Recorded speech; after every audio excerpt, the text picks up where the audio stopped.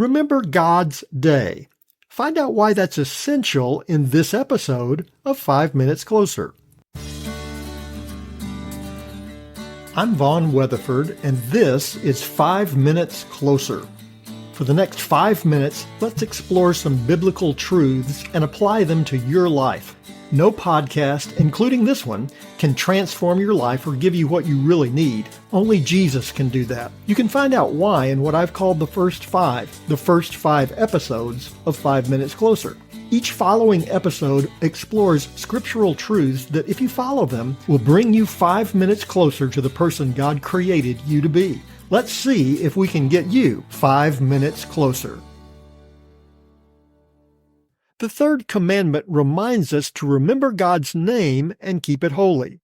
The fourth commandment reminds us to remember God's day and keep it holy. In Exodus chapter 20, beginning with verse 8, we read, "Remember the Sabbath day to keep it holy. 6 days you shall labor and do all of your work, but the seventh day is a Sabbath to the Lord your God. On it you shall not do any work, you or your son or your daughter or your male servant or your female servant or your livestock or the sojourner who is within your gates. For in 6 days the Lord made heaven and earth, the sea and all that is in them, and rested on the seventh day. Therefore the Lord blessed the Sabbath day and made it holy." This command and the verses that follow indicate that the Sabbath was to be a celebration of God the Creator. The word Sabbath means rest, but it's more than just an absence of labor. It was a day to remember what God had done. It was a day to remember God. Too many approach worship with the mindset that they'll worship God later, when they're older, or when they have a problem, or maybe sometime tomorrow. The Sabbath was a regular reminder that now is the time to worship God, not just one day a week, but every day. Jesus addressed the Sabbath in that very way. Unfortunately, by the time of the New Testament, the religious leaders had reduced the Sabbath to a legal observance rather than one of worship. Jesus reacquainted the people with the true meaning of the Sabbath. He identifies himself as the Lord of the Sabbath in Mark chapter 2. For Christians, the Sabbath becomes a celebration of Christ. In the Old Testament, the Sabbath was a celebration of the God of creation. That continues in the New Testament, but the follower of Christ also celebrates the new creation.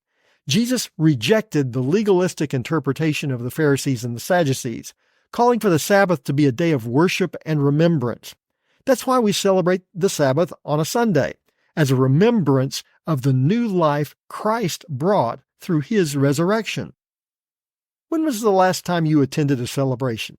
Maybe it was somebody's birthday, or perhaps a wedding or a graduation. Maybe it was just an excuse to get together and eat pie and ice cream. Whatever the case, you made time for it, you put it on your calendar, you made sure you weren't doing anything else on that day, and you showed up, and you were glad you did. Who wouldn't want ice cream and pie? When was the last time you felt that way about going to church? We ought to be excited about getting together with the family of God to celebrate Jesus and all he has done.